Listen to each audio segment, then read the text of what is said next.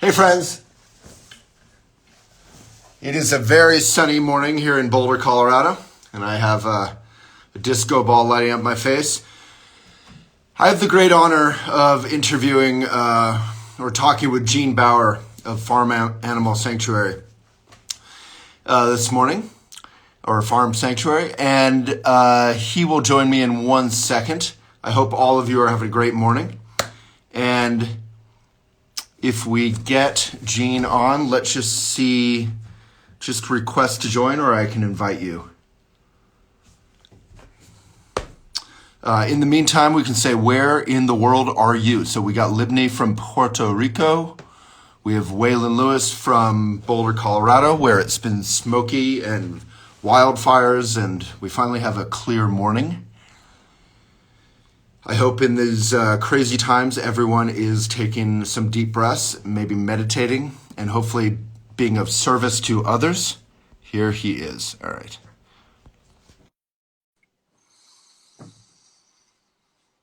Kazakhstan, Virginia. We got Vancouver, Canada in the house. My mom is in Halifax. 1 second for Farm Sanctuary. Huntington Beach, LA, with Stonehill Studio Jewelry. Sounds beautiful. Dubai. People from all over the world every day. It's one of our great honors is to bring together community.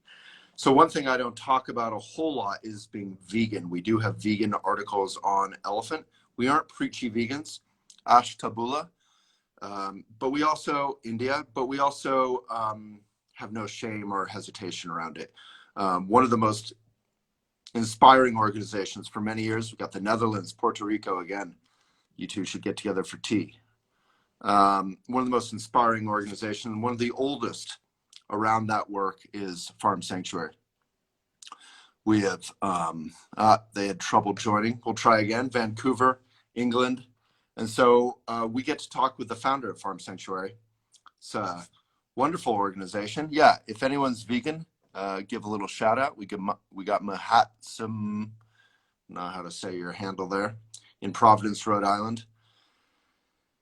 I grew up, I'm 200 pounds and 6'3", and I grew up loving my burgers and my bacon. And I always like to say I still probably do. But what I love more is realizing, like I got my dog right here,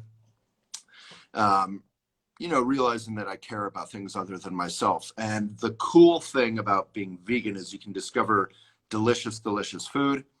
We have Fiore Jenny Rose, vegan in New York City. You can discover delicious, healthy food. You can be healthier. You can be just as active. I've interviewed my friend Scott Jurek, who's a world famous runner and champion. We got Maggie, vegan in Providence. Anyone else? And so we're not going to be preaching about veganism today. We're going to be preaching about love and personal responsibility in this crazy time. Farm Sanctuary, you can just request to join, or I don't know how to get you. Let me try. I'll rewind. In this crazy time is one thing we can take responsibility for, creating or putting out less aggression in this world. And gosh knows if you saw that debate the other day, there's too much aggression already. Hey, we did it. Hey, sorry about that. This is my first time doing this, and Really? yeah. Wow. So I'm really sorry about the delay and appreciate your patience. Great to be with you here. Yeah, well, we're a community where everyone is messing up constantly, so you're safe with us, and then you'll be ready for the big celebrities when you do IGTVs with them. This new technology is amazing, right? It's to be able to speak with people, see each other's faces, and communicate this way. It's kind of a new normal, and positive in some ways, and crazy in other ways. Yeah, I think all of us are a little starved for the full face view, and we're desperate enough to even want to look at your and my faces, perhaps. But yeah, I look forward to a time when we can be sane and respect science and get back to a healthy economy and hugging people. Amen, man. Yes, we can hug trees in the meantime, though. Hug trees, and our those who we are close to, we can still do that, which is nice. Amen. Well said. All right, that was actually such a good moment there. I think we're done. Um, so Gene, it's a great pleasure. It's an honor, but it's an even greater pleasure. I was just thinking about visiting my old state of Vermont, and I Googled farm sanctuary, and I lived there in the 90s. There were no farm sanctuaries there, none. There were lots of dairy farms, lots of other kind of livestock farms, but there are there's like a dozen there, small, large, well established. So I wanted to kind of ask just a personal story. How did Farm Sanctuary, which is this great organization, maybe say a little bit about what you do, but how did it begin? Yeah, well, I grew up eating meat like everybody around me without really thinking about it, and Yeah. I think that's the case for many of us. But as time went and I learned about factory farming, I felt it was important to do something about it. And we started actually by investigating factory farms and stockyards to document conditions. We felt it was important to have firsthand knowledge and experience to be able to educate others. So during our visits, we would find living animals literally thrown in trash cans or on piles of dead animals. So we started rescuing them, and that's how our sanctuaries began. So we were founded in So 1986. maybe just pause there, because that's, you're telling it like a story and it's shocking, but you actually are walking through a farm and you personally came across an animal that was thrown away and still alive. That's right. That's right. This was, yeah, Hilda was our first rescued animal. This was at a stockyard in Lancaster, Pennsylvania, which at the time was the largest stockyard east of Chicago. It's a place where animals would be brought to be sold at the auction ring. There were pens filled with hundreds or thousands of animals some days, and they would just be herded through and sold. And one of the early things I observed was how people in the livestock industry were looking at these animals not as living, feeling creatures. They were not looking at their faces. They were not looking in their eyes. They were not seeing the fear and pain and panic. They were literally looking at cuts of meat. They're looking at body conformation. For animal rights people, we see these individuals, we see their pain. And one day, I was walking through with Lori, co-founder of Farm Sanctuary, and we came across a pile of dead animals behind the stockyard. It was a hot, muggy August day, so the pile stunk. These animals were decaying. One calf had decayed nearly to bone. The maggots were so thick you could hear them buzzing. So there were dead sheep, dead cows, dead pigs. And off of this dead pile, one of the sheep lifts her head and is alive. So we took her off the dead pile thinking she would probably have to be euthanized. But So what was that moment like? You're looking at maggots so thick you can hear them, decaying bodies, and you saw an alive sheep. I mean, just on a personal level, that's a life-changing moment. It was, and it was shocking. It was sort of unbelievable, really, that here on this pile of like carnage and decay and death, this living creature is there. And so we took her off the dead pile, and we went to the vet. And again, we assumed she was in such bad shape she would have to be euthanized. But as the vet, and there was no choice. I mean, we were going to take her. We're not going to just leave her there, obviously. So right. We took her to the vet, and as he started examining her, she started perking up. And then she stood up within a half hour. I think she probably just had suffered from heat exhaustion or heat stress and passed out because she had been crowded in a truck with hundreds of other sheep. And it was, again, a hot August day. So the truck driver probably unloaded the animals that were walking in front of the stockyard at their unloading area, and then drove around back to dump the dead ones and just threw them off the dead pile or onto the dead pile. And then we came by the next day and saw this animal on a pile of dead animals that was still alive. Anyway, but she lived with us for more than 10 years. And, wow. and that's kind of been a key part for Farm Sanctuary, of going into really ugly places and painful places and trying to do what we can to make a difference for whoever we can. And sometimes, it's animals like Hilda. And we need to, I think, take heart from any little thing we can do to make a positive difference. So Hilda was our first rescued animal, and as I mentioned, she lived with us for more than 10 years.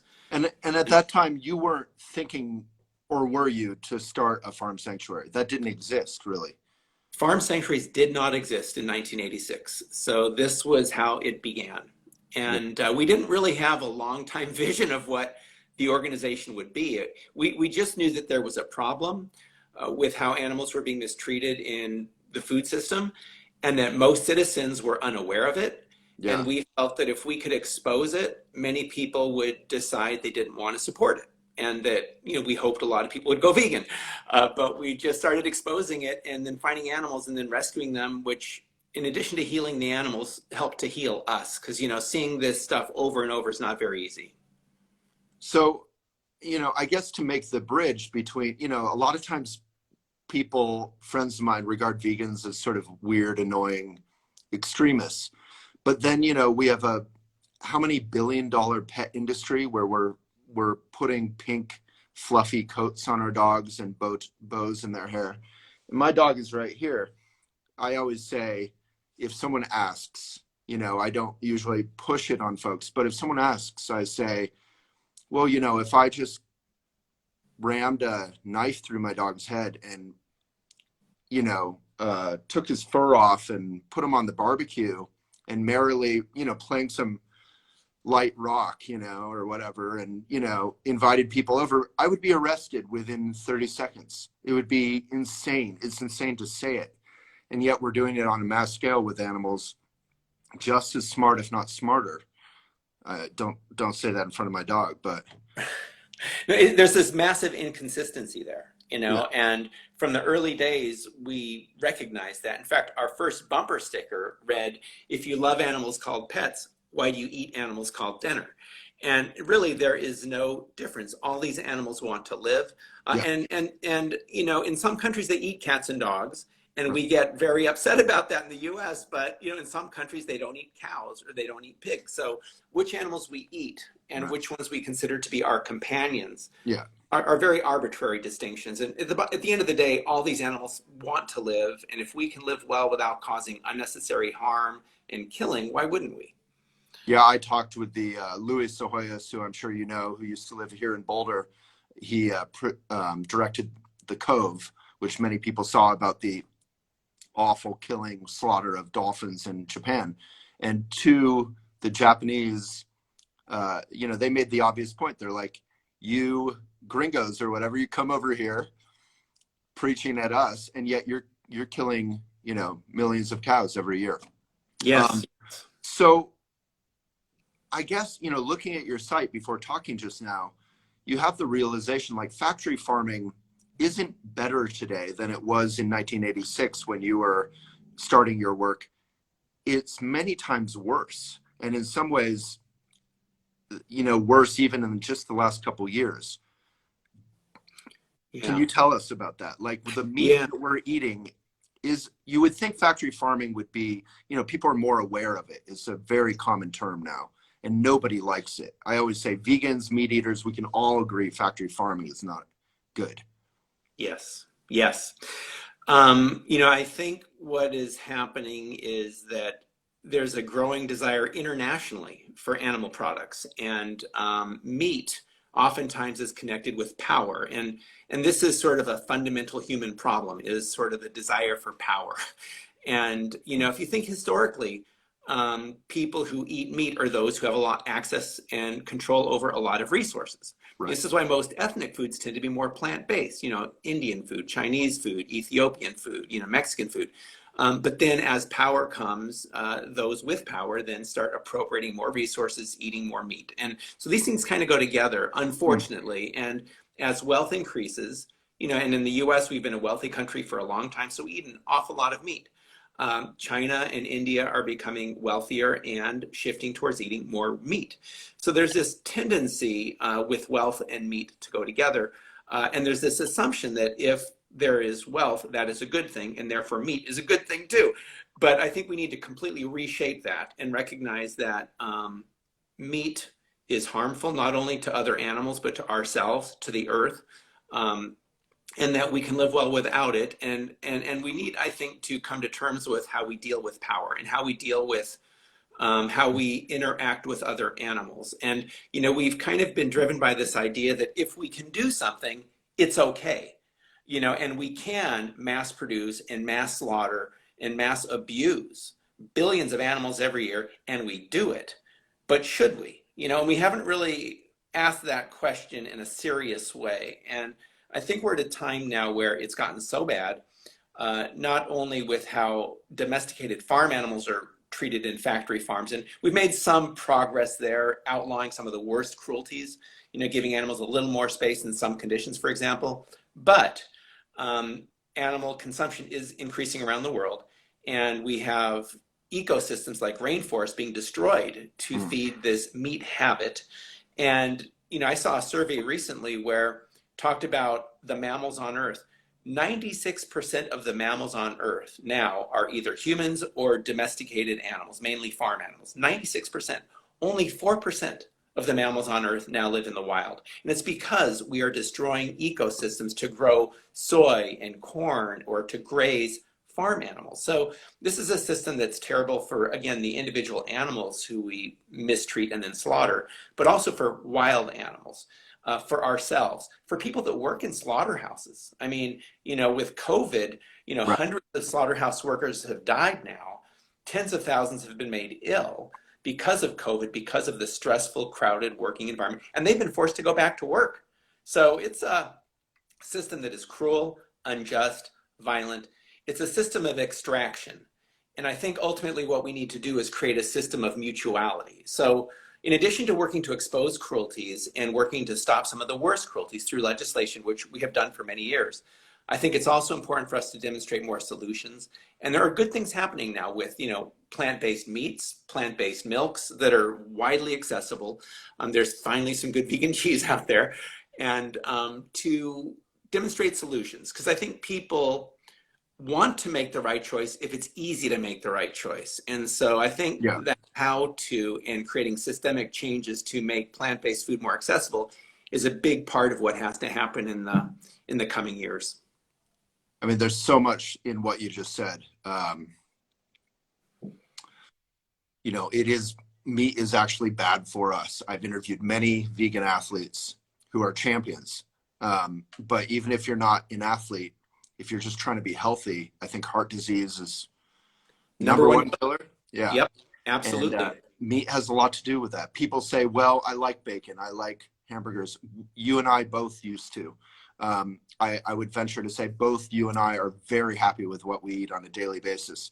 I've also interviewed Miyoko, who makes like the best vegan cheese and best vegan butter I've ever had. 10 years ago even, we didn't have these alternatives.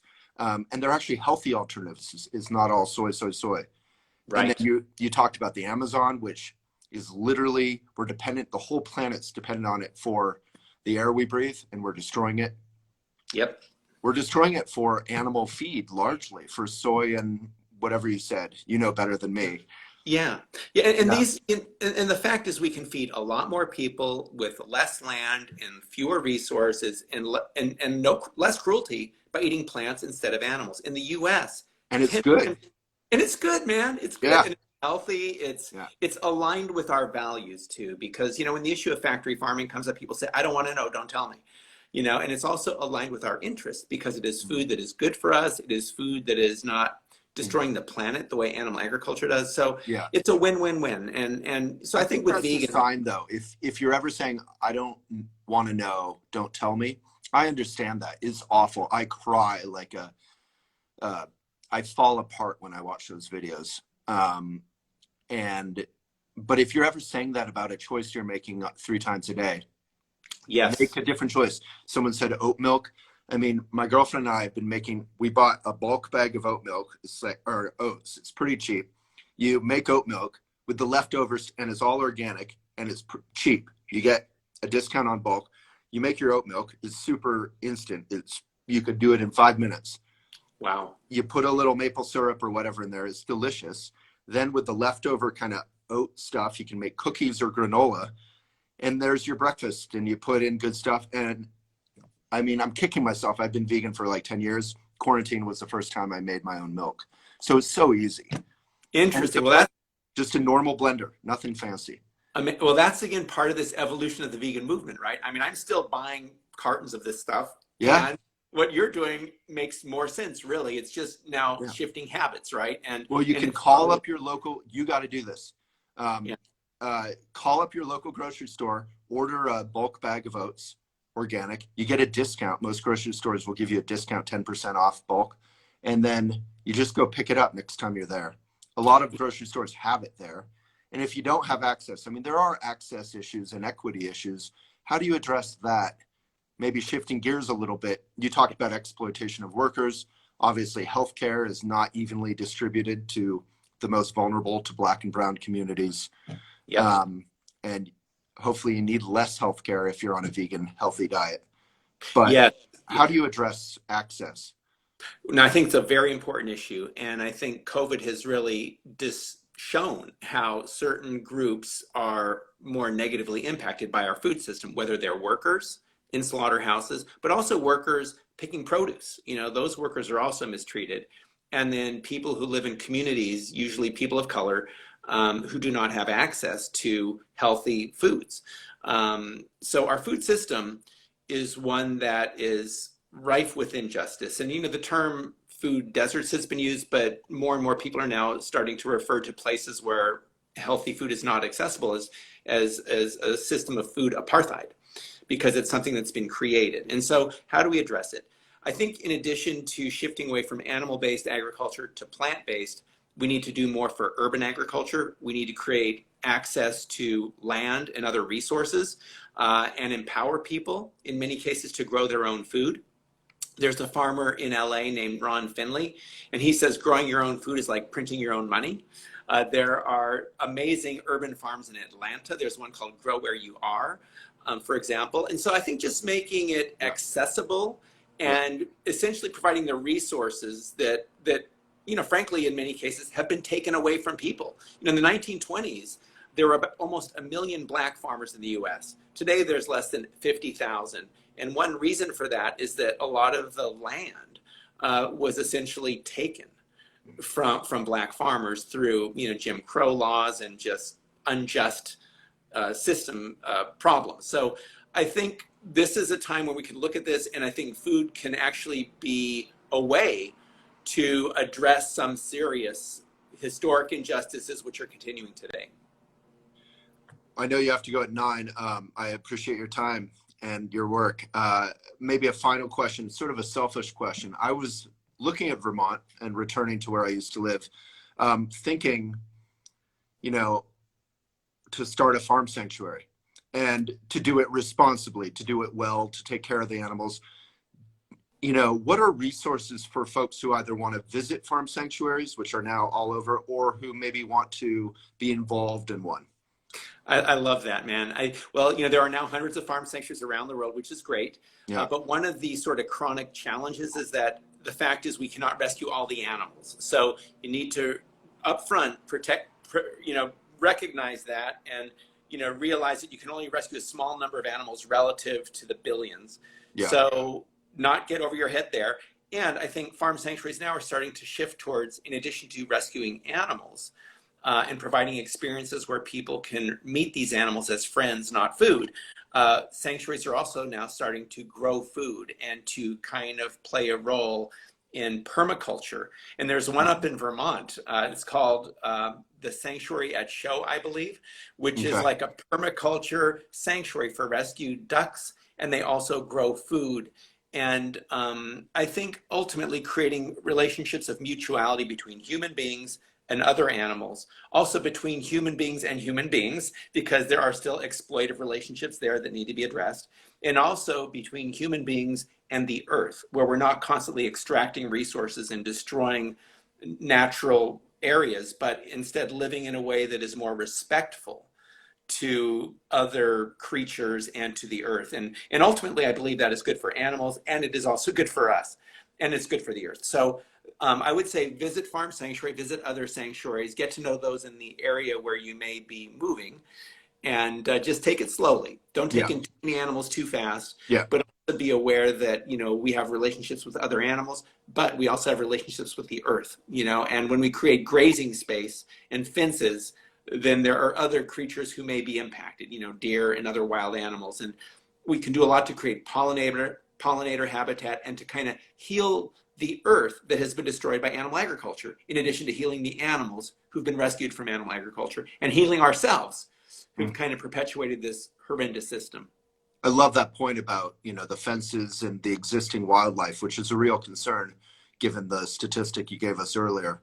And I would also say that, you know, in terms of sanctuaries, you know, it's good to take over a former farm instead of going into a forest and cutting it down to create a sanctuary. So, so utilizing existing farmland for a sanctuary is the way to go.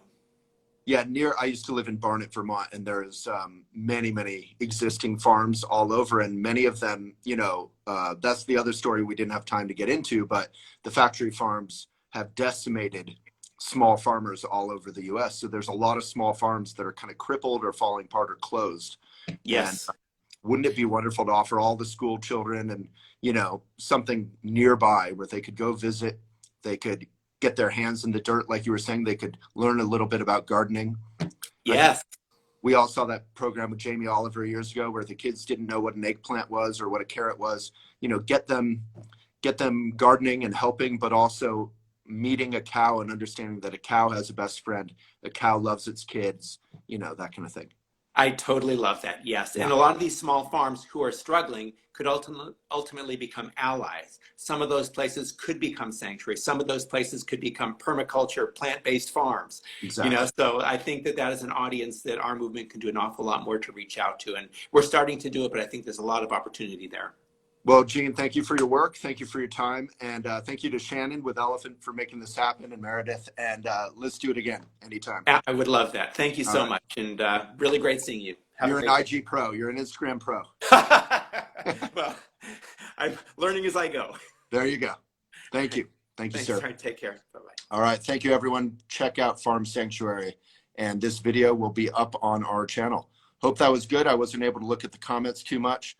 But do remember that veal is a baby cow stolen from its mama cow moments after the birth of that cow. It's miserable stuff. And in a world of aggression that seems out of control with climate change, with politics, this is something we all can do to reduce the aggression in the world on a daily basis. And it can be yummy and healthy. Thank you, everyone. Please share this video. It'll be up on IGTV.